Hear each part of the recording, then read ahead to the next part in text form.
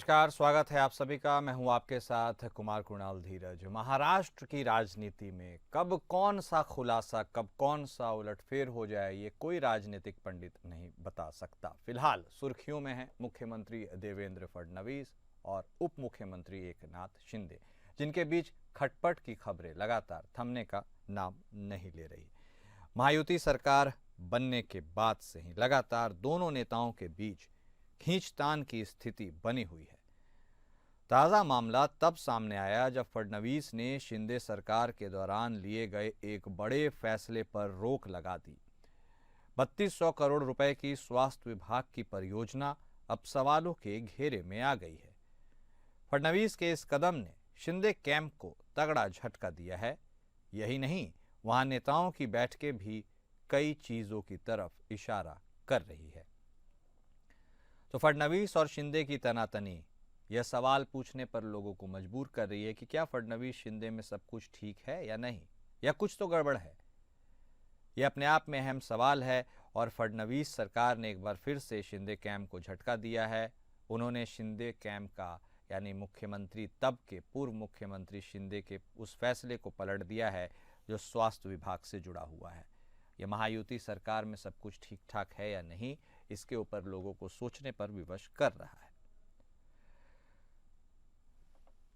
हमारे साथ हमारे संवाददाता सर्वजीत सोनी जुड़ चुके हैं, उनसे बातचीत करेंगे। सबसे पहले जानने की कोशिश करेंगे, सर्वजीत, महाराष्ट्र में चुनाव निकल गया, चुनाव के बाद प्रचंड जीत भी हो गई, सबको लग रहा था ऑल इज वेल, लेकिन ये ऑल इज वेल के बीच लगातार हो रही खटपटे किस ओर इशारा कर रही है? स्वास्थ्य विभाग का वह कौन सा फैसला है जिसे फडणवीस ने पलट दिया और अब इसके क्या प्रभाव होंगे? जिस तरह से स्वास्थ्य विभाग का जो एक टेंडर था 3200 करोड़ रुपए का, उस पे देवेंद्र फडणवीस ने रोक लगाई है। हालांकि ऐसे इसके पहले भी ऐसे कई योजनाएं हैं जिस पे रोक लगा दी गई है और इस टेंडर का जांच करने की भी बात कही गई है। तो हालांकि जीत के बाद कहीं ना कहीं दोनों पक्षों में मनमुटाव चल रहा है, ऐसा बताया जा रहा है। लेकिन जो है सामने इसके खुलासे नहीं किए जाते हैं। लेकिन कहीं ना कहीं विपक्ष आरोप लगा रहा है कि दोनों के बीच कहीं जो है तालमेल नहीं बैठ रहे हैं, ऐसा बताया जा रहा है। जिस तरह से ये रोक लगाई गई है, हालांकि इस पे जांच की बात कही गई है, तो कहीं ना कहीं इस पर अब देखना है कि एकनाथ शिंदे डिप्टी सीएम का क्या जो है बयान इस पे आता है। नहीं सर्वजीत, और सबसे ज्यादा दिलचस्प यह देखना होगा कि शिंदे कैंप के समर्थकों और खुद उप मुख्यमंत्री शिंदे इस पूरे प्रकरण को लेकर क्या सोच रहे हैं, क्योंकि बेचैनी तो लगातार नजर आ रही है, लेकिन क्या वह हालत हो गई है कि बेचैन होकर भी आप कुछ नहीं कर सकते? जी, जिस तरह से आरोप लगाए गए थे कि 3200 करोड़ पे जो रोक लगाई है, तत्कालीन जो स्वास्थ्य मंत्री थे तानाजी सावंत, उन्होंने ऐसा आरोप लगाया था कि जब ये टेंडर पास किया गया था, जिस मेडिकल जो विभाग को ये दिया गया था उसका अनुभव नहीं था। हालांकि इस पे पेपर वर्क की जांच नहीं की गई थी, इस मामले को लेकर रोक लगाई गई है। अब देखना है कि जब रोक लगाई गई है तो जब जांच की जाएगी तो जो आरोप लगाए गए हैं उस पे क्या सिद्ध होता है। ठीक है, और क्या कुछ मीटिंग्स भी चल रही हैं क्या शिंदे कैंप के समर्थकों में? जी, इस पे बैठक बुलाई गई है। हालांकि इसके कल भी इस पे बैठक बुलाई गई थी। सभी जो इसके शिंदेगढ़ के जो विधायक हैं उनकी बैठक बुलाई गई थी। बैठकों में कई प्रेजेंट भी हो रहे हैं, लेकिन बैठकों के बाद भी आरोप प्रत्यारोप का दौर है, वो सुलह है, जुड़ा हुआ है, जांच भी की जा रही है। योजनाएं जो रोकी गई हैं उस पर भी कहीं ना कहीं बयानबाजी। ठीक है, बहुत शुक्रिया सर्वजीत आपका हमारे साथ जुड़ने के लिए और तमाम बातचीत करने के लिए।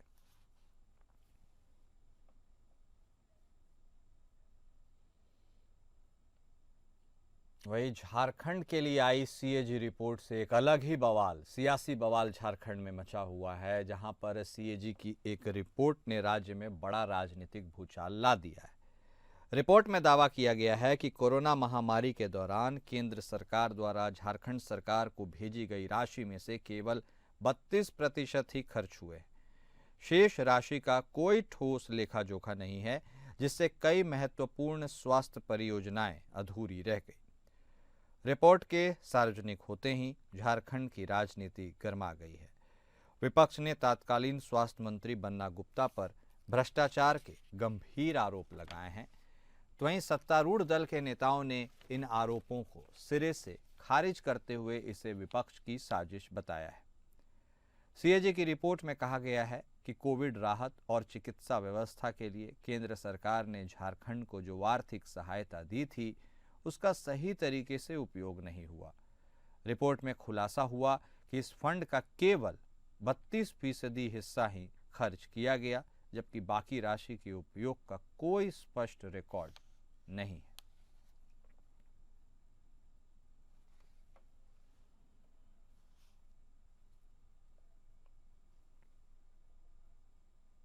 वहीं अब बात करेंगे भागलपुर में, जहां भागलपुर में राजद महिला प्रकोष्ठ धरने पर बैठ गया है डीएम कार्यालय के आगे।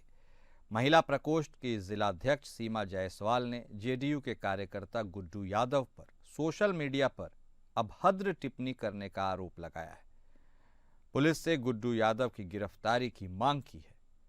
सीमा जायसवाल का आरोप है कि गुड्डू यादव लगातार सोशल मीडिया पर आपत्तिजनक और अभद्र टिप्पणी करते रहता है, जिसको लेकर वह ईशा कचक थाने में लिखित आवेदन भी उन्होंने दिया है। मामले को लेकर भागलपुर से जेडीयू सांसद अजय मंडल ने कहा, गुड्डू यादव जदयू के कार्यकर्ता नहीं है, जिलाध्यक्ष से जानकारी ली जा रही है। पार्टी के कार्यकर्ता हों या फिर कोई और, महिलाओं पर अभद्र टिप्पणी बर्दाश्त नहीं की जाएगी। दोषी पाए जाने पर सख्त कार्रवाई होगी। तो भागलपुर की यह बात हम आपको बता रहे हैं, जहां राष्ट्रीय जनता दल की महिला प्रकोष्ठ ने डीएम कार्यालय के परिसर पर धरने पर बैठना समझा है और महिला प्रकोष्ठ की जिलाध्यक्ष सीमा जायसवाल ने जेडीयू कार्यकर्ता गुड्डू यादव, जिसका नाम बताया जा रहा है, उस पर यह अभद्र टिप्पणी करने का आरोप लगाया है। सोशल मीडिया की ये बात है। अब गुड्डू यादव के बारे में यह कहा जा रहा है कि गुड्डू यादव पार्टी का कार्यकर्ता है या नहीं, इसके ऊपर ही कई सवालिया निशान है, क्योंकि भागलपुर से जेडीयू सांसद अजय मंडल कह रहे हैं कि वह कार्यकर्ता नहीं है, लेकिन हालांकि वह यह भी कह रहे हैं कि महिलाओं पर अभद्र टिप्पणी बर्दाश्त नहीं की जाएगी और यदि दोषी वह व्यक्ति पाया जाता है तो उस पर सख्त कार्रवाई होगी। अब इसके बारे में यह भी बात निकलकर सामने आई है कि इस पूरे प्रकरण को लेकर उन्होंने ईशा कचक थाने में लिखित आवेदन दिया, यानी सीमा जायसवाल ने। अब इस पर क्या कुछ निकलकर सामने आता है, पुलिस क्या कार्रवाई करती है, यह जांच के बाद ही पता चल पाएगा।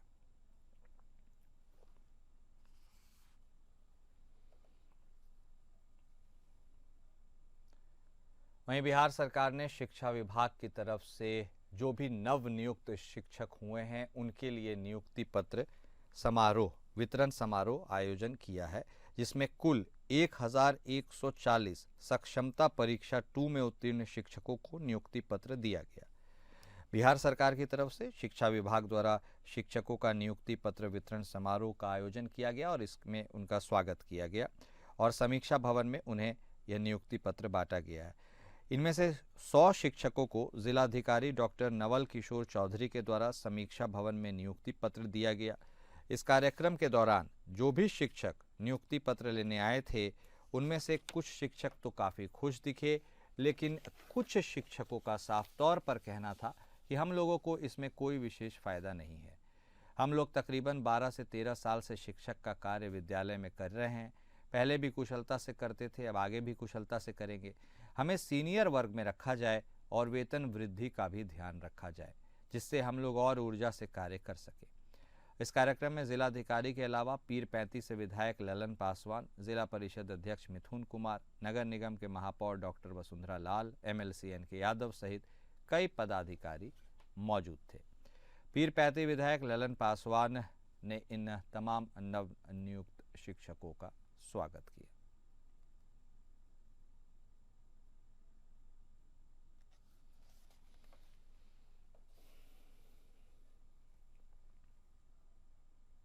वहीं अब बात करेंगे हरियाणा बोर्ड परीक्षा में हुए पेपर लीक मामले की, और इसको लेकर वहां के मुख्यमंत्री नायब सिंह सैनी सख्त दिखते हुए नजर आ रहे हैं। उन्होंने शनिवार को इस मामले में सरकारी स्कूल के 4 और निजी स्कूल के 1 निरीक्षक के खिलाफ एफआईआर दर्ज करने का आदेश दिया है। मुख्यमंत्री नायब सिंह सैनी एक्शन मोड में नजर आ रहे हैं।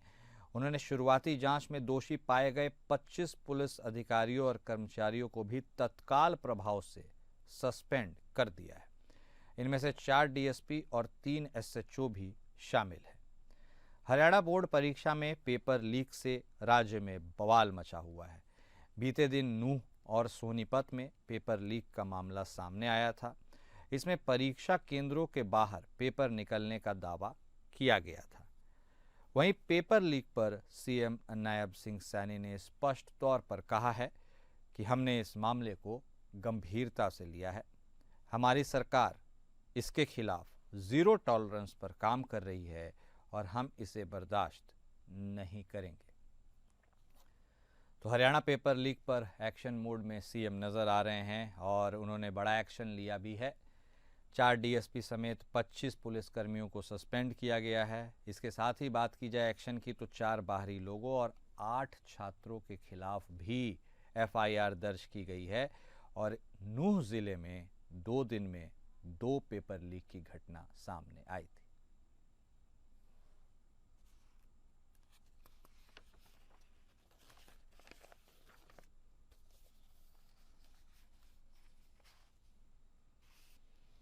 भारत चीन सीमा पर स्थित सीमांत जिले चमोली में भीषण हिमस्खलन के बाद रेस्क्यू का कार्य लगातार जारी है।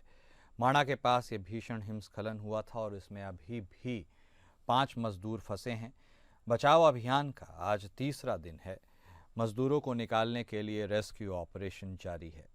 पुलिस महानिरीक्षक एसडीआरएफ रिधिम अग्रवाल के आदेश के हिसाब से टीम विक्टिम लोकेशन और थर्मल इमेज कैमरा के साथ हेलीकॉप्टर से रवाना हुई है। ये टीम अब कैमरों से श्रमिकों की तलाश करेगी। चमोली में आज का मौसम साफ बना हुआ है। रेस्क्यू अभियान भी शुरू हो गया है। सेना के साथ और एक निजी कंपनी का हेलीकॉप्टर रेस्क्यू में लगा है। कुल 55 मजदूर वहां फंस गए थे, जिनमें से 50 मजदूरों को तो बाहर निकाला गया, लेकिन अभी भी 5 मजदूरों की तलाश जारी है। घायलों को ज्योतिर्मठ अस्पताल में पहुंचाया गया था। इसके साथ ही लगातार रेस्क्यू ऑपरेशन अभी भी पूरे इलाके में जारी है और यह कोशिश की जा रही है कि जल्द से जल्द जितने भी बचे हुए सैनिक हैं जो फंसे हुए हैं उसके अंदर, उन्हें निकाला जाए।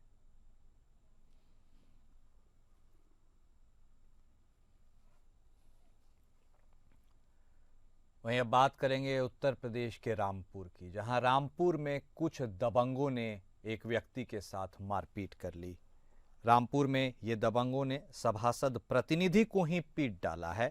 सभासद प्रतिनिधि इमरान, उनका आरोप है कि वो 23 फरवरी को अपने वार्ड में नालियों की मरम्मत करवा रहा था और इसी बीच चुनावी रंजिश के चलते मुन्ना कुरैशी अपने हिस्ट्री शीटर पुत्र के साथ मौके पर पहुंचा और बिना बात के उलझने लगा।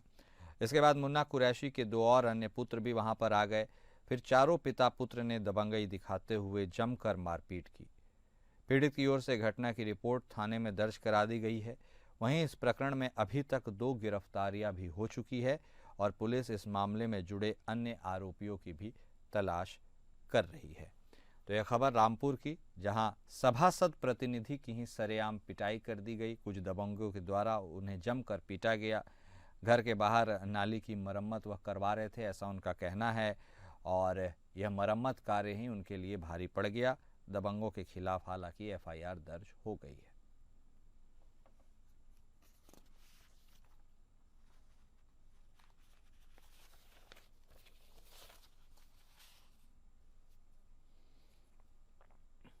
वहीं यूपी में लगातार बोर्ड परीक्षा जारी है और गाजीपुर में इस दौरान फर्जी अभ्यर्थियों को पकड़ा गया है। यूपी में बोर्ड की परीक्षा लगातार चल रही है। गाजीपुर जिले में 196 परीक्षा केंद्रों पर बोर्ड परीक्षाएं संचालित की जा रही हैं।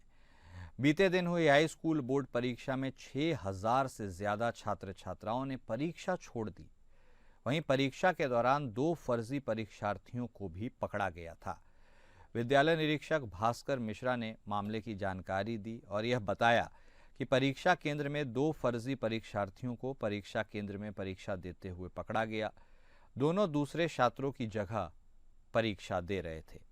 इनके खिलाफ मुकदमा दर्ज करा लिया गया है। मामला शांति निकेतन इंटर कॉलेज और खलीसपुर इंटर कॉलेज का है, जहां फर्जी परीक्षार्थियों को पकड़ा गया है और 2 मुन्ना भाई, ये जो मुन्ना भाई हैं, उन पर मुकदमा भी दर्ज हो गया है। ये दोनों दूसरे की जगह परीक्षा दे रहे थे और 2 परीक्षा केंद्रों से इन फर्जी अभ्यर्थियों को पकड़ लिया गया है। देखिए, जितने भी हमारे 196 केंद्र हैं, सभी केंद्रों पर एक तो पुलिस बल की व्यवस्था की गई है। कम से कम एक गार्ड सभी जगह उपलब्ध है, पुलिस अथवा होमगार्ड से। इसके अलावा विद्यालय के द्वारा एक जो है वो चौकीदार वहाँ का लोकल लगाया गया है इसके अलावा हमारे जो रात्रिकालीन जो है हमने कुल 196 केंद्रों के 25 यहाँ पे आप देख रहे हैं नियंत्रण कक्ष में। हर केंद्र हमारा ऑनलाइन निगरानी में है। यहाँ जो हमारी टीम लगी हुई है उससे पूछते हैं कि ये कैमरा चल रहा है, हम आपको दिख रहे हैं, तब फिर हम वहाँ से आते हैं।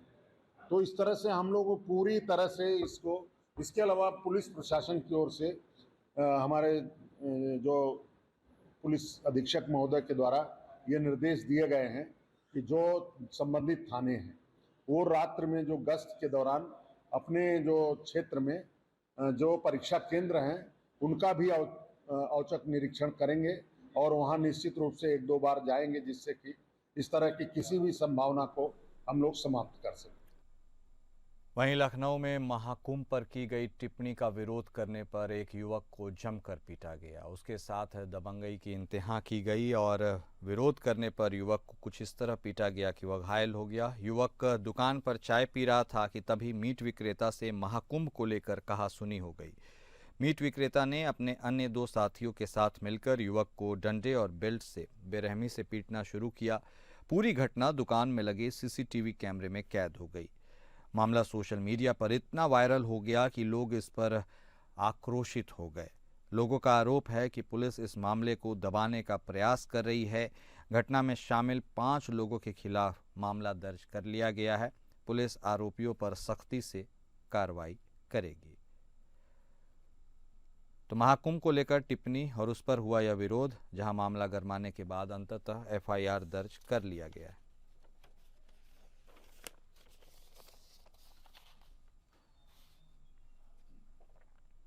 वहीं बहराइच जिले में खूंटा गाड़ने को लेकर 2 पक्षों में जमकर विवाद हुआ और इसके बाद हाथापाई हो गई। विवाद इतना बढ़ गया कि दोनों पक्षों में जमकर मारपीट हुई। इस दौरान एक पक्ष के लोगों ने दिन दहाड़े गोली चला दी। गोली लगने से एक व्यक्ति की मौके पर ही मौत हो गई, जबकि एक ही परिवार के 4 लोग घायल हो गए। घायलों को आनन फानन में अस्पताल में भर्ती करवाया गया है। पुलिस मौके पर पहुंचकर शव को कब्जे में लेकर उसे पोस्टमार्टम के लिए भेज दिया गया है। वहीं सभी घायलों का जिला अस्पताल में इलाज चल रहा है। गांव में पुलिस बल की भी तैनाती कर दी गई है।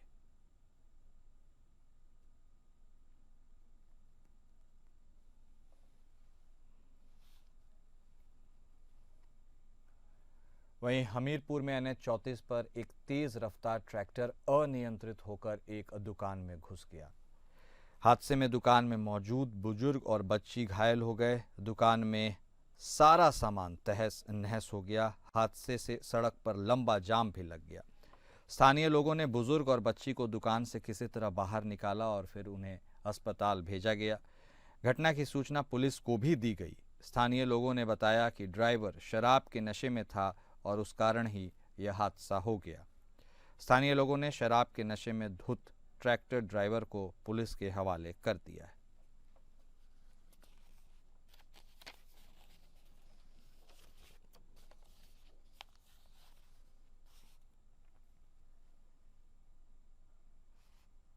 और अब बात करेंगे बस्ती की, जहां बस्ती में एक अनियंत्रित ओवरलोड ट्रक ने एक बच्चे को रौंद दिया और इसके बाद घटना स्थल पर ही उसकी मौत हो गई। घटना थाना क्षेत्र महूघाट की है, जहां विशेरगंज मार्ग पर सहराय चौराहे पर ट्रक, गन्ना भरा हुआ ट्रक ये बताया जा रहा है, ओवरलोडेड था और इस ओवरलोडेड गन्ने के ट्रक के चपेट में आने से एक साइकिल सवार की मौत हो गई। घटना की सूचना पुलिस को दी गई। पुलिस ने घटनास्थल पर पहुंचकर मृतक के शव को कब्जे में लेकर पोस्टमार्टम के लिए भेज दिया है। आरोपी ट्रक चालक हालांकि मौके से फरार हो गया। वहीं मामले को लेकर ग्रामीणों ने कहा है कि आरटीओ विभाग की अनदेखी के कारण आए दिन घटनाएं होती रहती हैं और आरटीओ विभाग पूरी तरह से इनका सहयोग करता है। फिलहाल पुलिस फरार चालक की तलाश कर रही है।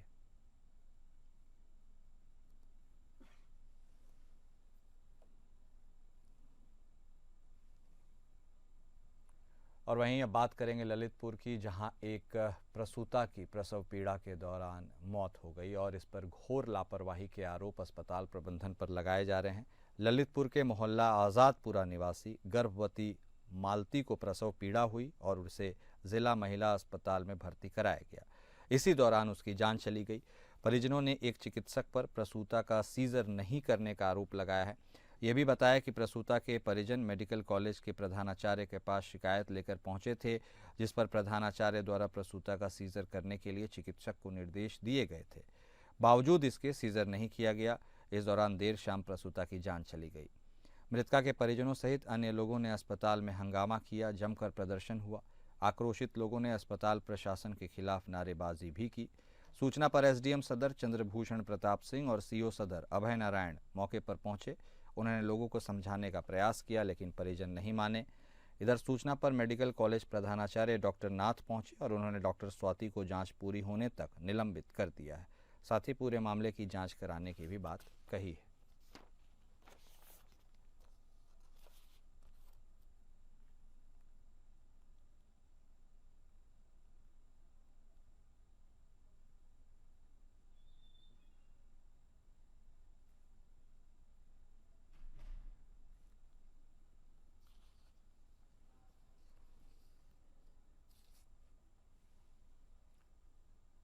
और अब अगली खबर संभल से, जहां सफाई कर्मचारी ही धरने पर बैठ गए हैं और उन्होंने अपनी बातों को रखने के लिए धरने पर बैठने के लिए मजबूर होने की बात कही है। संभल में पीएम सूर्य घर योजना के तहत सोलर पैनल लगवाने के लिए आवेदन किए जा रहे हैं और बिजली खपत कम करने के लिए सरकार योजना कनेक्शन करवाने के लिए ध्यान दे रही है। साथ ही योजना के तहत सब्सिडी भी दी जा रही है, लेकिन ब्लॉक संभल के परिसर में सफाई कर्मचारी धरने पर बैठ गए हैं।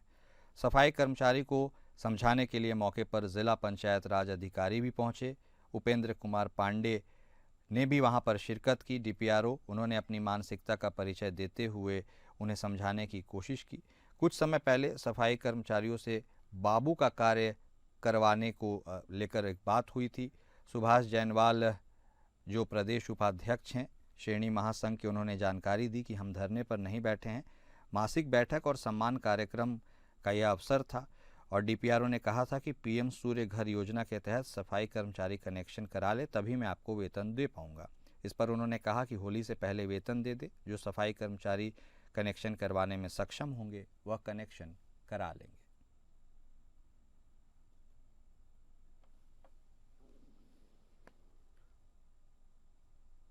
और फिलहाल इस बुलेटिन में अभी के लिए बस इतना ही। नमस्कार।